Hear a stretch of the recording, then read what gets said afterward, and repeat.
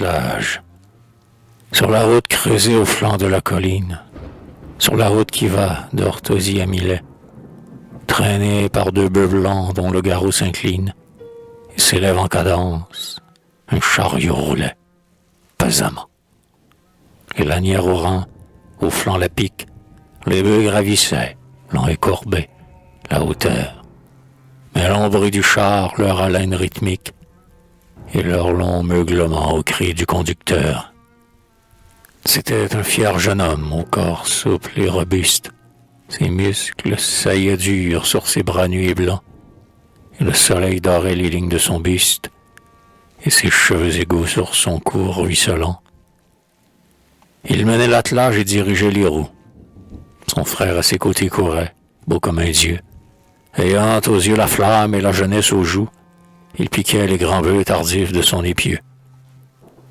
Derrière eux reposait sur un trépied d'érable une femme encore belle, et comme Déméter, féconde, ayant des fils qui la font vénérable. Son œil luisait, limpide et bleu, comme l'éther, tel qu'un marbre taillé par Phidias d'Athènes, elle admirait ses fils aux bras héracléens. Déjà des sphinx de nuit brussaient les antennes, et l'ombre envahissait les cieux céruléens. C'était le crépuscule et longue était la route. On entendait au loin l'hurlement des loups. Plus lentement les bœufs avançaient. Goutte à goutte, leur sang, sous l'aiguillon, rougissait les cailloux. La nuit, oiseau sinistre à la vaste envergure, de ses ailes couvrait plaine et bois. Et toujours retentissait lointain le fatidique augure des hiboux et les sourds mugissements des ours. Les villes se fondraient dans la brune. Orthosie n'était plus qu'un brouillard, Milet qu'une vapeur. La mer, sous un froid clair de lune d'Asie, souriait à ses fils. Les grands bœufs avaient peur, peur de la nuit, du vent, des formes inconnues. Leurs coups pesants pendaient, les grands bœufs étaient lasses, et s'affaissant soudain sur leurs croupes charnues, inertes, les grands bœufs ne se levèrent pas.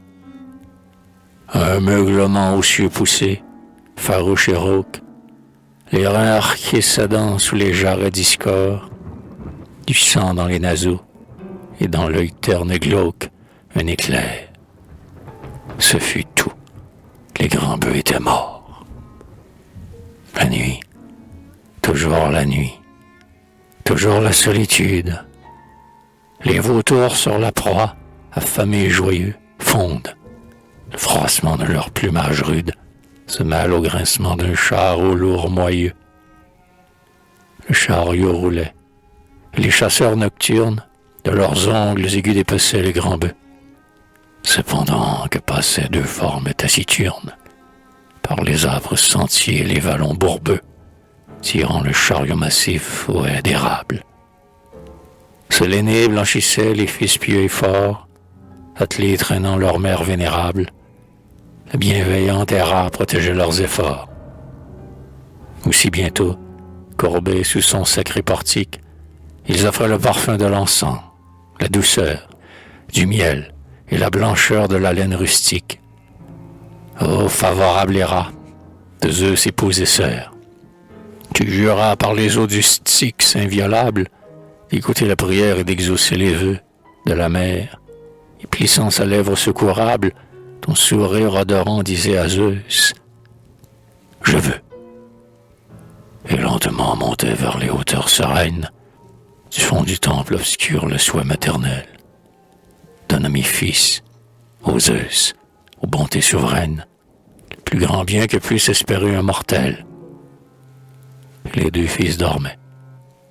Quand l'aube blanchissante eut dissipé la nuit, sur leur front radieux, la mort avait posé sa lèvre obéissante.